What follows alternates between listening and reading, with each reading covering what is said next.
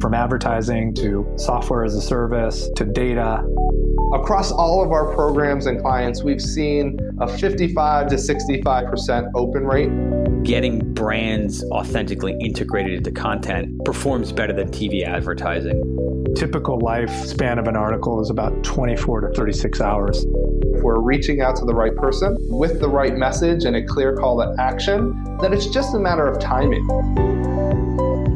Welcome to the MarTech Podcast, and I Hear Everything production. In this podcast, you'll hear the stories of world-class marketers that use technology to drive business results and achieve career success. We'll unearth the real-world experiences of some of the brightest minds in the marketing and technology space so you can learn the tools, tips, and tricks they've learned along the way.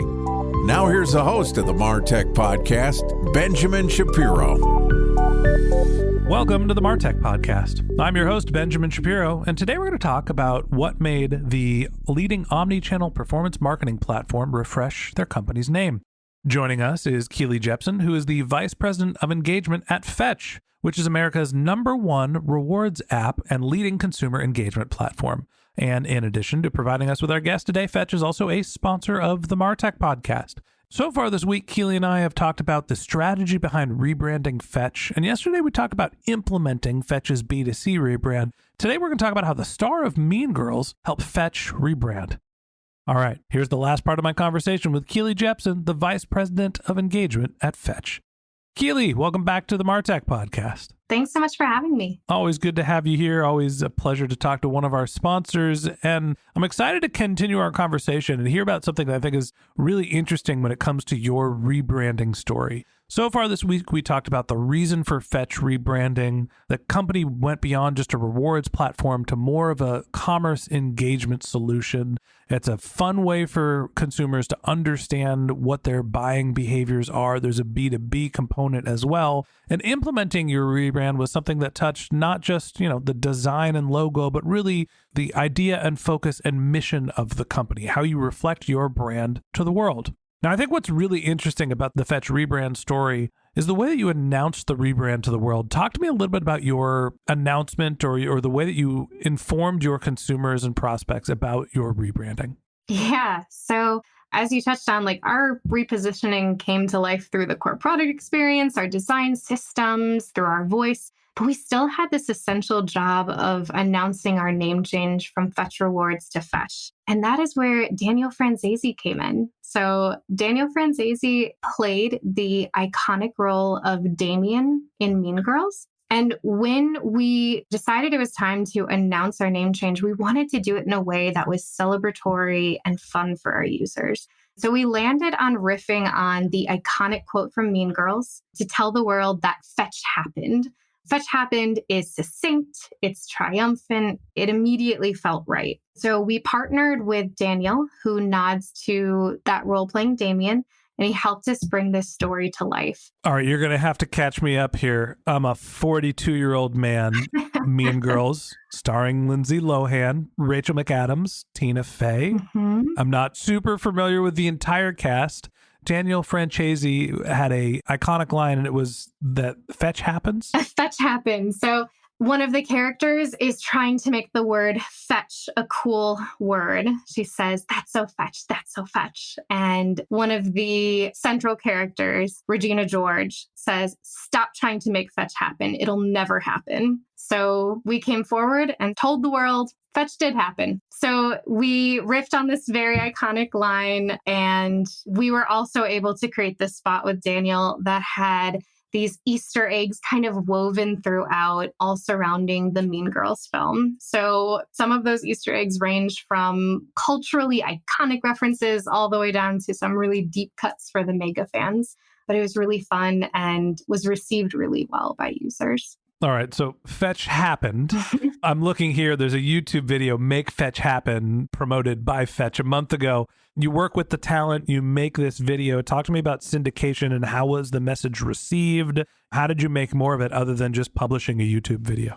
I think it's a very unique position to be in when you have folks review content and say, kudos to the marketing team. It's not something that you hear every day on the marketing team. So it was well received We published that video and promoted it. We also had surrounding elements of the campaign to bring it forward to our users as well, and kind of brought it to life a little bit more through the app experience. So, for example, we had some limited edition merch that we put in the app. It was a pink limited edition t-shirt that said "Fetch Happened" in font that was reminiscent of the burn book from Mean Girls.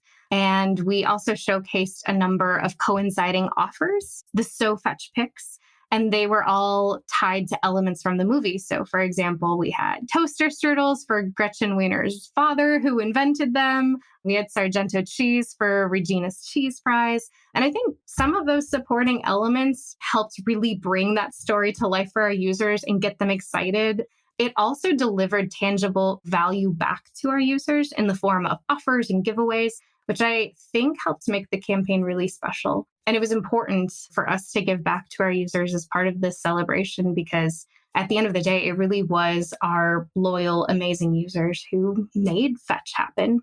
I think it's a hilarious story. I love the parallel to something that's in pop culture. I guess the question that I have is, there's guys like me. I did not watch Mean Girls and don't know that Fetch happened. Talk to me about the application of Mean Girls. Is this something where you felt like your consumers were of an age and demographic where that is universally known? I'm basically trying to work this question around calling myself an out-of-touch old guy.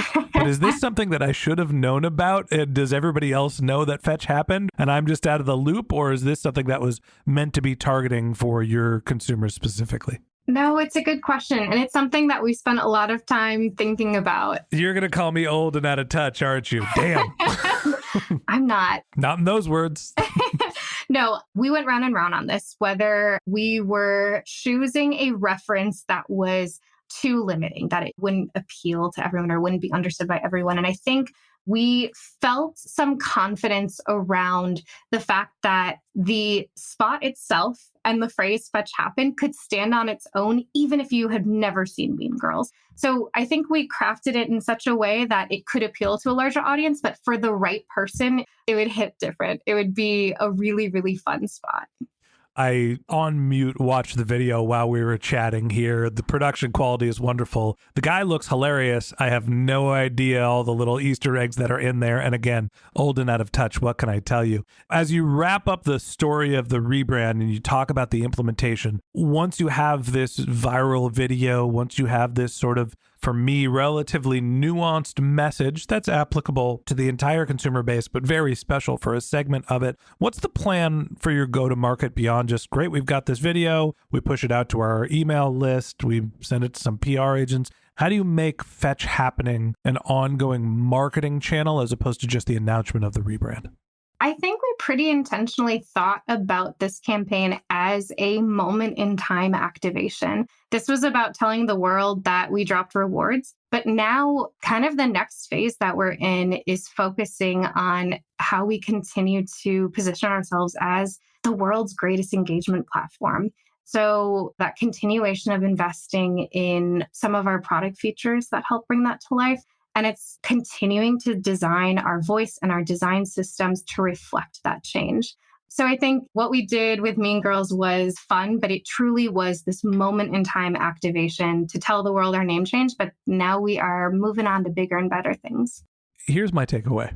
You've used the word intentional multiple times, and it feels very authentic to me that the thought process for going through your rebrand and understanding who you are and how your product and company was evolving meant that you need to have intention in terms of how you reflect that mission to the world. Your implementation strategy, going through your new content, but also some of the existing assets you have and understanding how they needed to reflect your current mission, and even down to the launch announcement, using some pop culture, using your star from Mean Girls, it all feels cohesive and logical and, as I said, intentional. So first and foremost, kudos to you. It seems like a rebrand well executed. Congratulations to you and the Fetch team, and thanks for coming on the show and being my guest. Thank you so much. Pleasure to be here.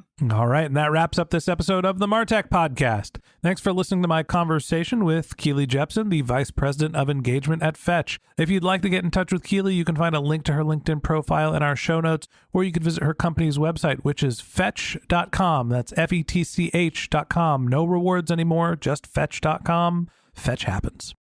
Just one more link in our show notes I'd like to tell you about. If you didn't have a chance to take notes while you were listening to this podcast, head over to martechpod.com, where we have summaries of all of our episodes and contact information for our guests. You can also subscribe to our weekly newsletter, and you can even send us your topic suggestions or your marketing questions, which we'll answer live on our show. Of course, you can always reach out on social media. Our handle is martechpod, MarTechPod, on LinkedIn, Twitter, Instagram, and Facebook, or you can contact me directly. My handle is Ben J. Shap, BenJShap. And if you haven't subscribed yet and you want a daily stream of marketing and technology knowledge in your podcast feed, we're going to publish an episode every day this year. So hit the subscribe button in your podcast app and we'll be back in your feed tomorrow morning. All right, that's it for today. But until next time, my advice is to just focus on keeping your customers happy.